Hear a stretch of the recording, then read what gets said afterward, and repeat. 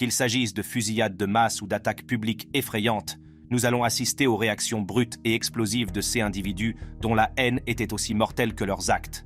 C'est parti! Espèce de putain de pute, espèce de putain de pute, tu as foutu en l'air toute ma ville.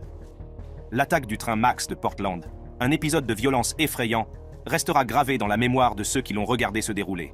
Aujourd'hui, Jeremy Joseph Christian, l'homme au centre de tout cela, risque une lourde peine pour ce crime ignoble. Prenez place dans la salle d'audience du comté de Multnomah où la sentence sera prononcée. L'attaque du train Max de Portland, un épisode de violence qui fait froid dans le dos, s'est déroulé le 26 mai 2017, laissant une marque indélébile dans l'histoire de la ville. Jeremy Joseph Christian, un suprémaciste blanc au passé entaché d'activités criminelles, notamment d'enlèvement et de vol, est monté à bord du train. Les opinions extrémistes de Christian n'étaient un secret pour personne, sa présence sur les médias sociaux étant truffée de discours néo-nazis et antisémites. « Je suis un révolutionnaire, nous avons apporté tous, c'est des pédophiles monothéistes sémites par ici, nous les avons amenés ici. Allez, on a des revendications territoriales antérieures. » En ce jour fatidique, son vitriol a débordé. Christian s'est lancé dans une tirade d'insultes racistes et anti-musulmanes visant 2 adolescents noirs, dont l'un portait un hijab. C'est alors que 3 hommes courageux, Ricky John Best, Taliesin Mirdin Namkai Mesh et Mika David Cole Fletcher, sont intervenus pour tenter d'apaiser la tempête qui se préparait. Leur intervention a été accueillie par une violence rapide et mortelle. En l'espace de 12 secondes, Christian a brandi un couteau, blessant mortellement Ricky Best et Namkai Mesh et grièvement Fletcher. Alors que le train Max s'arrête brusquement, la nouvelle de l'attaque se répand comme une traînée de poudre. Les autorités ont réagi rapidement et Christian a été appréhendé près d'un centre médical. Je viens de poignarder une bande d'enculés dans la nuque. Une bande d'enculés qui détestent la liberté d'expression ou la mort, salope. La salle d'audience est devenue un champ de bataille où s'affrontaient les récits d'un homme qui avait semé la discorde et d'une société qui demandait des comptes. Le comportement de Christian au tribunal était erratique et perturbateur. Il s'est emporté en écho à ses croyances extrémistes, ne montrant que peu de remords pour les vies qu'il avait violemment perturbées. La liberté d'expression ou la mort, Portland, vous n'avez pas d'espace de sécurité. Sortez si vous n'aimez pas la liberté d'expression. Liard, menteur, tu n'es pas la seule personne noire sur Max, menteur. Après un procès méticuleux et chargé d'émotions, le verdict a été rendu. Jeremy Christian a été reconnu coupable de tous les chefs d'accusation. Il a été condamné à 2 peines de prison à perpétuité consécutive, sans possibilité de libération conditionnelle. Ce qui garantit que l'homme qui lui a infligé tant de souffrances passera le reste de ses jours derrière les barreaux. Mais Jeremy n'était pas prêt à se laisser faire sans se battre. Espèce de putain de pute, espèce de putain de pute, vous avez bousillé ma ville. George Floyd, j'aurais dû te tuer, salope. J'aurais dû te tuer, salope. Tout le monde sait que vous êtes un menteur. Tout le monde sait que vous êtes un menteur. Au cours de l'été étouffant de 2015, un acte de haine allait graver les noms de Kayla Norton et José Torres dans les annales de l'infamie. Ces membres en colère du Ku Klux Klan, nourris d'animosité raciale, ont perturbé une paisible célébration d'anniversaire par leur présence au vitriol. Aujourd'hui, nous nous penchons sur l'histoire de leurs actions lors d'une fête d'enfants, qui ont conduit le juge William McLean à prononcer des peines qui ont changé leur vie. C'était en juillet 2015, 1 mois à peine après la fusillade de l'église de Charleston, où 9 fidèles afro-américains ont été abattus lors d'une attaque à caractère raciste. Une fusillade meurtrière dans une église. Tragédie à Charleston, au moins 9 personnes ont été tuées dans la nuit dans un massacre dans une église noire historique. L'incident a relancé un vif débat à travers les États-Unis sur la place du drapeau confédéré dans la société moderne. Kayla Norton, José Torres et leurs affiliés ont alors formé un groupe appelé « Respect the Flag ». Avec des drapeaux confédérés montés sur leurs camionnettes, ils se sont lancés dans ce qu'ils ont appelé une tournée des drapeaux, à travers les comtés de Douglas et de Paulding. Regardez-moi cette merde, nous vous reverrons tous, des citoyens afro-américains qui fêtèrent l'anniversaire d'un enfant ont signalé la présence d'une bande de camions dont les passagers proféraient des insultes raciales et des menaces. Les fêtards, pour la plupart afro-américains, ont été stupéfaits lorsque les membres de Respect the Flag, dont Norton et Torres, ont commencé à les terroriser. Ils sortent leurs fusils sur nous, 5 camions de blancs avec des drapeaux rebelles. Ils ont des couteaux et des armes. Le groupe est sorti de son camion et a brandi ses drapeaux confédérés comme des armes, ainsi qu'un fusil de chasse chargé en direction des fêtards. Heureusement, personne n'a été blessé avant que Norton, Torres et leurs compagnons d'agression ne soient identifiés et arrêtés. C'est lui qui avait l'arme, c'est lui qui avait l'arme. La salle d'audience est devenue une scène où les conséquences de la haine ont été exposées aux yeux de tous.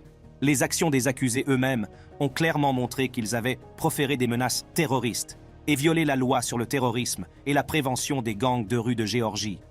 Pour Torres, la situation était encore plus grave, puisqu'il devait répondre d'une accusation supplémentaire d'agression grave pour avoir utilisé un fusil de chasse lors de l'incident.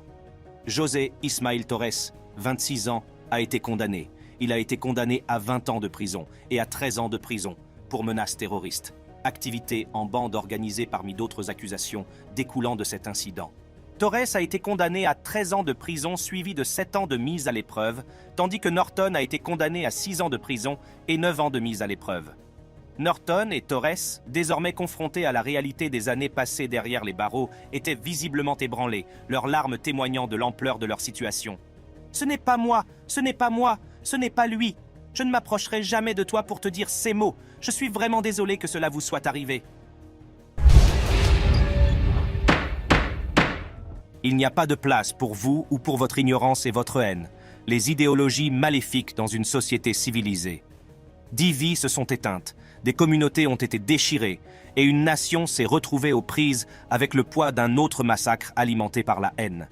Alors que le marteau s'abat sur le tribunal du comté d'Erie, Peyton Gendron, 19 ans, est confronté à la dure réalité de ses actes après avoir été condamné à une peine d'emprisonnement à perpétuité sans possibilité de libération conditionnelle, une peine censée refléter la permanence de la perte ressentie par un si grand nombre de personnes.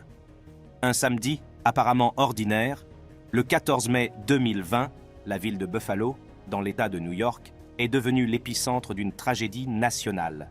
Peyton Gendron, un jeune homme de 18 ans, a entrepris un sinistre voyage depuis sa ville natale de Conklin, dans l'État de New York, jusqu'au supermarché Tops Friendly Markets, dans le quartier majoritairement noir de l'East Side de Buffalo. Quand je l'ai vu tirer pour la première fois, il a tiré sur une femme.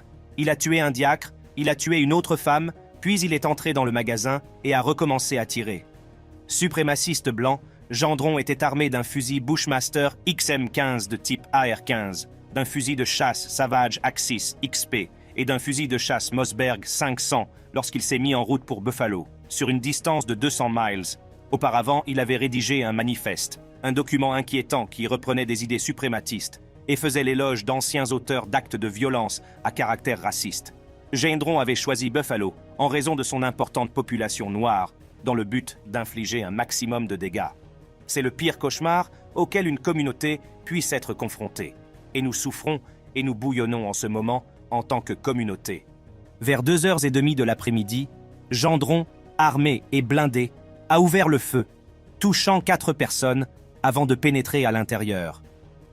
Les images de surveillance ont montré l'horreur de l'attaque de Gendron, qui a continué à se déchaîner dans les allées, ciblant méthodiquement les victimes. Les clients et les employés ont été pris dans un cauchemar, sans pouvoir échapper au barrage de 60 balles qui résonnait dans le magasin. Oh mon Dieu, il a tué tellement de gens là-dedans. Dans le chaos, un lieutenant de la police de Buffalo à la retraite, qui travaillait comme agent de sécurité, a tenté de s'interposer. Sa bravoure s'est heurtée à des coups de feu mortels, mais son action a sans aucun doute sauvé des vies. Au total, 13 personnes ont été touchées, dont 10 ont succombé à leurs blessures.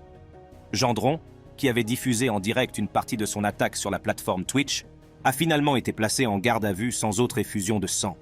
Il y a beaucoup de gens morts là-dedans. Cette vidéo exclusive montre le choc et la terreur. Au lendemain de la fusillade, alors que le tireur a été arrêté. Accusé de meurtre au premier degré et de terrorisme intérieur motivé par la haine, Gendron a vu sa procédure judiciaire se dérouler, étayée par les preuves irréfutables de ses actes prémédités et par le manifeste haineux qu'il avait laissé derrière lui. Il semble qu'il avait l'intention de partir d'ici. Puis, continuer à rouler jusqu'à l'avenue Jefferson, il cherche à abattre plus de Noirs. En novembre 2020, il a plaidé coupable de tous les chefs d'accusation retenus contre lui, présentant ses excuses à la famille des victimes et acceptant la triste réalité de passer le reste de ses jours derrière les barreaux. « Je suis vraiment désolé de la douleur que j'ai imposée aux familles des victimes. Je suis vraiment désolé d'avoir volé la vie de vos proches. Je ne peux pas dire à quel point je regrette toutes les décisions que j'ai prises jusqu'à mes actions du 14 mai. J'ai fait une chose terrible ce jour-là. 11 condamnations consécutives à la réclusion à perpétuité sans possibilité de libération conditionnelle ont été prononcées, une pour chaque vie qu'il a volée, et une autre pour la terreur qu'il a infligée à une communauté. Il n'y a pas de pitié pour vous, pas de compréhension, pas de seconde chance. Les dégâts que vous avez causés sont trop importants, et les personnes que vous avez blessées sont trop précieuses pour cette communauté. Vous ne verrez jamais la lumière du jour en tant qu'homme libre. Des accusations fédérales pèsent toujours sur Gendron, et les procureurs envisagent d'appliquer la peine de mort, ce qui constituerait la première affaire de ce type sous l'administration du président Joe Biden, qui s'était largement distancié de la peine capitale. La prochaine affaire nous emmène au tribunal du district ouest du Texas, où Patrick Wood Crusius est condamné à 90 peines de prison, à vie consécutive, sans possibilité de libération conditionnelle pour un crime effrayant qui a ébranlé le monde lorsqu'il a été perpétré. Asseyez-vous et plongez-vous dans les événements effrayants de ce jour fatidique, dans leurs conséquences et dans les répercussions sociales d'un crime ancré dans la haine et les préjugés. Le matin du 3 août 2019, un jeune homme d'Allen, au Texas, a parcouru plus de 600 km pour se rendre à El Paso, transportant avec lui non seulement un fusil semi-automatique, mais aussi un manifeste chargé de haine. Patrick Wood Crusius, âgé de 21 ans, avait des opinions extrémistes et une animosité profonde à l'égard des immigrants. Cette attaque est une réponse à l'invasion hispanique du Texas. Ce sont eux les instigateurs, pas moi. Je ne fais que défendre mon pays contre remplacement culturel et ethnique provoqué par cette invasion. Au cours de la matinée, les clients sans méfiance du Walmart de Cielo Vista, une destination populaire près de la frontière mexicaine, vaquaient à leurs occupations, sans se douter de la catastrophe imminente. Crusius, armé et déterminé, est entré dans le magasin peu avant 10h30, heure locale. Quelques minutes plus tard, le bruit des coups de feu retentit dans les allées, transformant un lieu de commerce en une scène de chaos et de carnage. L'alerte aux tireurs actifs lancée par le directeur du magasin a entraîné une évacuation rapide, les clients et les employés cherchant à se réfugier ou à fuir dans la terreur. Les premiers secours sont arrivés dans les 6 minutes, une intervention rapide qui a probablement permis d'éviter d'autres pertes humaines. Crusius a été arrêté sans incident à un carrefour proche, son carnage ayant fait 23 morts et 22 blessés, dont des ressortissants américains, mexicains et allemands. La police d'El Paso parle de 20 morts et 26 autres ont été blessés. À la suite de la fusillade, le manifeste que Crusius a mis en ligne quelques minutes avant l'attaque est devenu un point central de l'enquête. Il révélait ses motivations, imprégnées de rhétorique nationaliste blanche, et le fait qu'il visait délibérément la communauté latino. Au lendemain de la fusillade du Walmart d'El Paso, une communauté a été plongée dans le deuil et une nation a été forcée de faire face à la sombre réalité de la violence alimentée par la haine. Je ne fais que suivre les pistes que j'ai entendues, du département de police d'El Paso, mais ils affirment qu'il y a de fortes raisons de penser que ce tireur a écrit ce manifeste et il en a été inspiré par sa haine des gens de cette communauté. Patrick Wood Crusius a été inculpé de meurtre passible de la peine capitale et les autorités fédérales ont ouvert une enquête pour crime de haine, compte tenu des motivations raciales clairement exposées dans son manifeste. Au fur et à mesure de l'avancement de l'affaire, Crusius a plaidé coupable pour 90 chefs d'accusation fédéraux, dont des crimes de haine et des infractions à la législation sur les armes à feu, évitant ainsi une éventuelle condamnation à mort et écopant à la place de 90 peines de prison à perpétuité consécutive sans possibilité de libération conditionnelle. Monsieur McMichael, la Cour vous condamne comme suit. Premier chef d'accusation, meurtre avec préméditation, perpétuité sans possibilité de libération conditionnelle. Dans le quartier tranquille de Satilla Shores, en Géorgie, un événement choquant s'est produit, qui a eu des répercussions dans tout le pays, déclenchant une tempête de débats sur la race, la justice et l'autodéfense. Prenez place au tribunal supérieur du comté de Glynn, où le juge Timothy Walmsley préside cette affaire impliquant un père et son fils. Le 23 février 2020, Ahmaud Arbery, un homme noir de 25 ans, faisait son jogging lorsqu'il a été tragiquement abattu. Les responsables, Gregory et Travis McMichael, ainsi que leur voisin William Roddy Bryan, ont déclaré qu'ils soupçonnaient Arbery de cambriolage. Les enquêteurs examinent de près les vidéos de surveillance, semblant montrer les derniers instants d'Ahmaud Arbery juste avant d'être abattu par un père et son fils qui a dit qu'ils essayaient de faire une arrestation citoyenne. Gregory McMichael, Un policier à la retraite âgé de 64 ans et ancien enquêteur du bureau du procureur du circuit judiciaire de Brunswick a repéré Ahmaud depuis son jardin. Gregory et son fils, Travis McMichael, âgé de 34 ans, qui avaient également de l'expérience dans le domaine du maintien de l'ordre, se sont armés respectivement d'un revolver, 357 Magnum et d'un fusil de chasse, et ont poursuivi Ahmaud à bord de leur camionnette blanche. Les McMichael ont affirmé avoir reconnu Ahmaud grâce à des images de caméras de sécurité diffusées parmi les voisins. Images qui montraient un homme errant autour d'une maison voisine en construction. Ils le soupçonnèrent d'avoir commis des cambriolages récents dans le quartier, bien qu'aucune preuve ne permette d'établir un lien entre Ahmaud et ses crimes. Il a déjà été filmé à plusieurs reprises, homme noir, t-shirt blanc. Le duo père-fils a décidé de prendre les choses en main et d'entamer une course-poursuite qui allait avoir des conséquences mortelles. La poursuite s'est arrêtée lorsque Travis McMichael est sorti de son camion, le fusil de chasse à la main. Une confrontation s'en est suivie entre Travis et Ahmaud, qui s'est battu avec Travis pour l'arme à feu et s'est retrouvé avec 3 blessures par balle. Bien qu'ils aient admis avoir poursuivi et confronté Ahmaud, aucune arrestation n'a eu lieu ce jour-là. Les McMichael ont affirmé qu'ils avaient agi en état de légitime défense et qu'ils tentèrent de procéder à une arrestation citoyenne. Travis sort avec le fusil de chasse et il court là-haut et vous savez, je dis Travis, non, ne tirez pas, ne fais rien. L'homme se retourne et s'approche de lui et ils commencent à lutter jusqu'à ce que Travis lui tire une balle dans la poitrine. Ce n'est que lorsque la vidéo de la fusillade, enregistrée par Brian, a été divulguée 2 mois plus tard que l'affaire a attiré l'attention du pays. Quelques jours plus tard, les McMichael ont été arrêtés et inculpés de meurtre et de coups et blessures. Brian a également été arrêté, car son implication dans la poursuite et l'enregistrement de l'incident le mettait en cause dans les événements qui ont conduit à la mort d'Ahmaud. La police a arrêté et inculpé 2 hommes blancs pour le meurtre d'Ahmaud Arbery, 25 ans. Un homme noir non armé qui a été abattu alors qu'il était en train de jogging dans son quartier en février. En novembre 2021, l'attention s'est portée sur le palais de justice du comté de Glynn. L'accusation soutient que les McMichael n'avaient pas connaissance immédiate d'un crime commis par Ahmaud, ce qui remet en cause leur tentative d'arrestation citoyenne. La défense a affirmé que les McMichael étaient en droit de procéder à une arrestation citoyenne.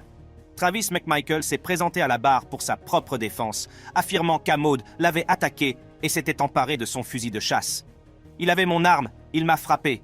Il était évident qu'il m'attaquait, que s'il avait obtenu le fusil de ma part, il s'agissait alors d'une situation de vie ou de mort. » Travis McMichael, son père Gregory McMichael et leur voisin William Roddy Bryan ont été reconnus coupables de meurtre dans la mort d'Ahmaud Arbery.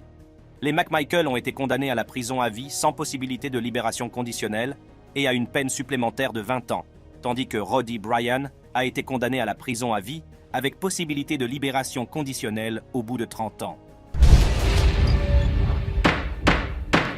Une peine d'emprisonnement à perpétuité est prononcée.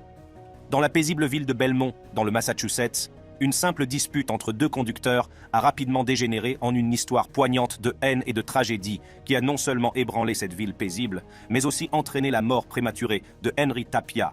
Rejoignez-nous au tribunal de Middlesex où le procès de Dean Capsalis, un conducteur de 56 ans, est sur le point d'être condamné. Henry Tapia, un noir de 34 ans, traversait le quartier en voiture, sans savoir que sa vie était sur le point de croiser celle de Dean Capsalis, un blanc de 56 ans, de la manière la plus tragique qui soit.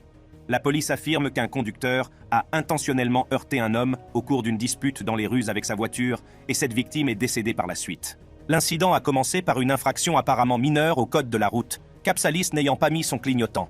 Cela a mis Tapia en colère et les 2 hommes ont commencé à échanger des mots. Malheureusement, la dispute s'est rapidement envenimée. Capsalis proférant une insulte raciale à l'encontre de Tapia. Comme si cela ne suffisait pas, il est remonté dans son pick-up, a fait tourner le moteur et a accéléré en direction de Tapia. Dans ce cas, l'allégation est que le défendeur a agi intentionnellement, frappé la victime avec son véhicule.